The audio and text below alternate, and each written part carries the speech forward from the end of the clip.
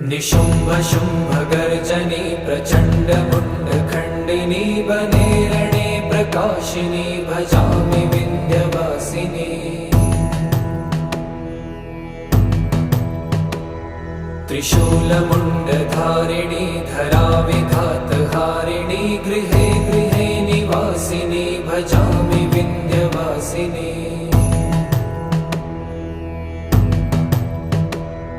दरिद्र दुःखहारिणी सदा विभूतिकारिणी वियोगशोकहारिणी भजामि विन्ध्यवासिनी।